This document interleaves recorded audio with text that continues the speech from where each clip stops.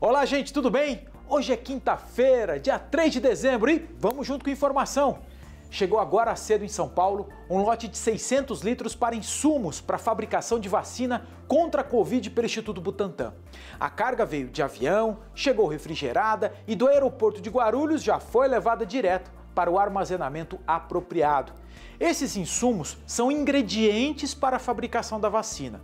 Segundo o governo do estado de São Paulo, esses 600 litros servirão para fabricar 1 milhão de doses da vacina.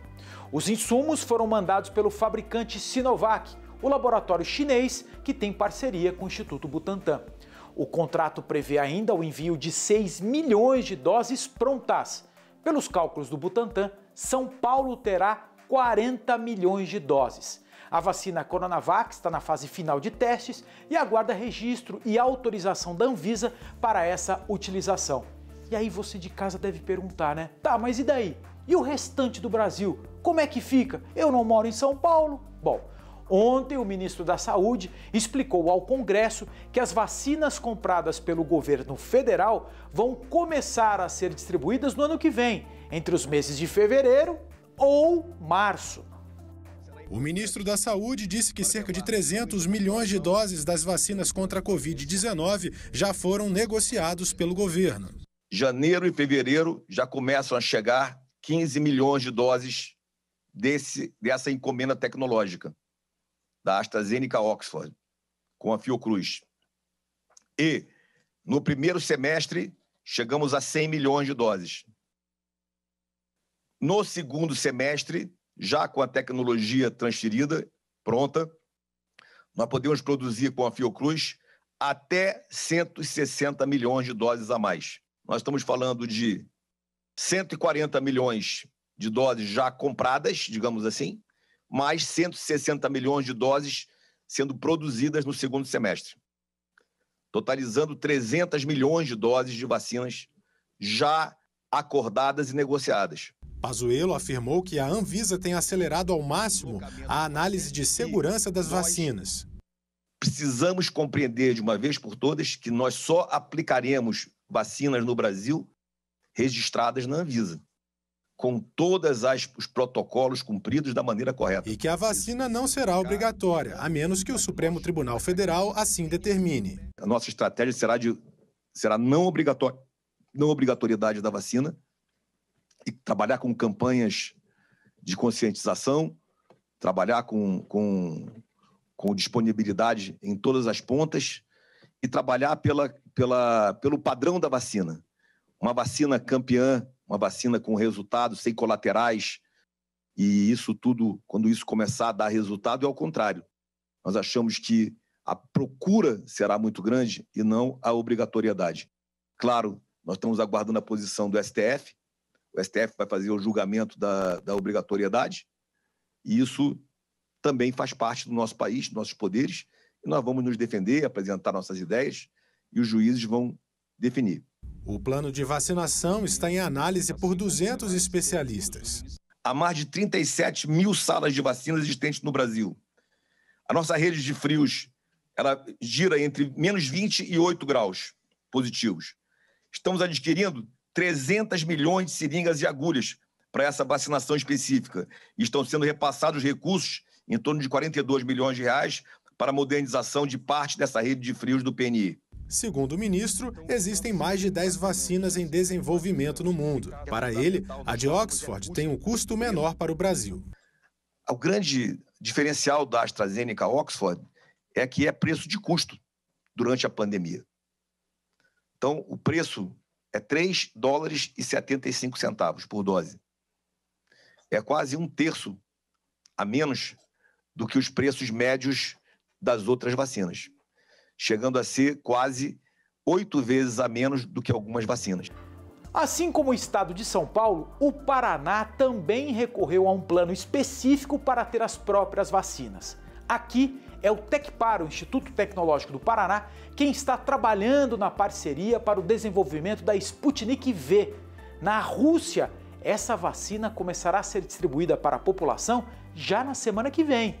Aqui, ainda é preciso de finalização dos testes, aprovação da Anvisa. Neste giro internacional, vamos mostrar também que os governos do Japão e da Itália vão fazer algo que não costumam fazer: distribuir vacina de graça. O governo italiano comprou 200 milhões de doses, quantidade suficiente, com sobras para vacinar de graça toda a população. Os contratos foram assinados com a Pfizer, Johnson & Johnson, AstraZeneca, Sanofi, CureVac e Moderna. A imunização começa em janeiro com os profissionais da saúde, que serão seguidos pelos idosos e funcionários das casas de repouso. O Japão também irá vacinar gratuitamente a população. O governo fez encomendas com a Pfizer, a Moderna e a AstraZeneca, garantindo ao menos 2 doses para cada cidadão japonês.